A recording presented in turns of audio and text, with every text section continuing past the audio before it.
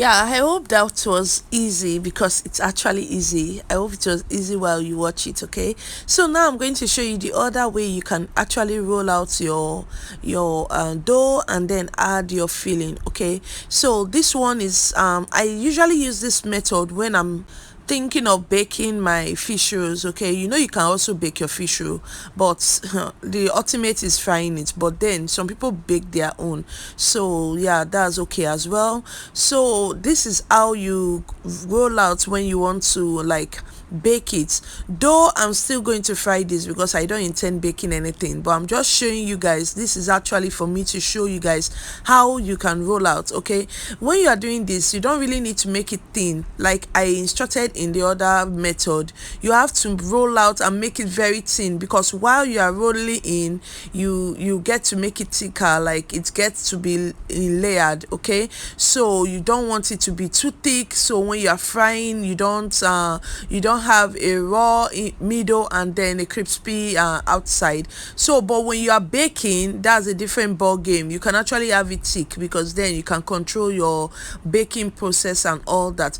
But then I'm going to do this, but I'm going to be frying on a very, like, not low, okay, but very medium heat. Okay, so I'm going to show you guys how you can do this. So just the way you are going to cut your chin outside out. So you are just going to get all the rough edges out, and then now you have a not so thick, not so thin dough lying on your work table. Okay, so you are going to line your fish roll filling along in one of the edge, like on one side. Okay, so you just want to get that generously added to the dough, and then you just go ahead and roll. So this one is, like I mentioned, it's for those that really want to bake, but then you can also do it when you want to fry. Just, I don't really think it's going to be helpful if I want to freeze it, though I have tried it, but then I had to freeze on a disposable plates, which I use cling film to cover. So that's actually a process I don't want to go through.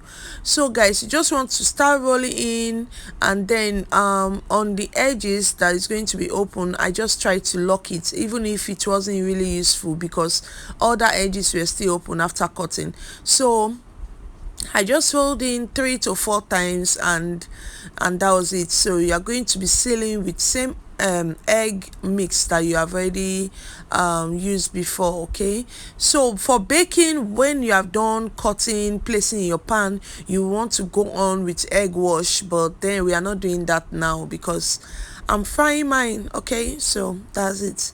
So you just want to cut off. I didn't want to roll it another time because it's going to be way too thick. Okay, remember I'm frying. So that's it. You just want to like roll it on your table several times just to seal up the edges, so when you are baking or you are frying, the edges doesn't open up. Okay, you don't want that. So that's it, I'm done. Okay, so this is how it looks. It's really firm right now, it's really okay, and I have it all sealed in. So you just want to take your dough cutter or your pizza cutter and then do the needful, cut it to your desired length. So I'm going to cut this in 4. Yeah, so you just want to cut it and you are done. I don't know, this looks so easy, like I don't know, this method is easier, but because I don't want my edges to be open, that's why I prefer the other method. Okay, because I'm preserving mine, remember. So guys, this is it. This is for baking. You want to go on with egg wash and you're done. Okay. So guys, see what this look like. There is no reason whatsoever why this is not going to be a very delicious fish roll. Okay, so tell me, which one do you like? Which of the rolling out method or the filling method, which one do you like? Is it this one or is it the baking type, which you can actually fry? Okay, just let me know in the comment section. So guys, I'm going to, you know now, my favorite or my most popular nylon I use in wrapping my small chops for preservation. So I'm just going to line this up in there. So like I mentioned, please, you are working with fish, you don't want to put this in a freezer that is not going to be frozen, like it's not working like constantly, you don't have light, you don't have I don't know, but please make sure you are putting it on a freezer that is going to work well. Okay, or maybe maybe you just want to put it overnight, maybe you have use for it the next morning for breakfast, you can just go ahead. But if you are going to be leaving it there for a week, some days, please make sure there's light, make sure your freezer is working perfectly, make sure it's frozen, because you're working with fish in there. You don't want to end up with food poisoning. Yeah, okay, so I'm just going to leave some on the plate because I'm going to be frying them and I'm going to enjoy some of them this morning. So this is what it looks like. Yeah, this is it. So once it's frozen, guess what, you don't need to defrost, just fry on a medium heat. And guys, this is what we got, this is what we made. Okay, have a good day, guys. Thank you so much for watching. Bye. I no go stop, I no go settle. My light is never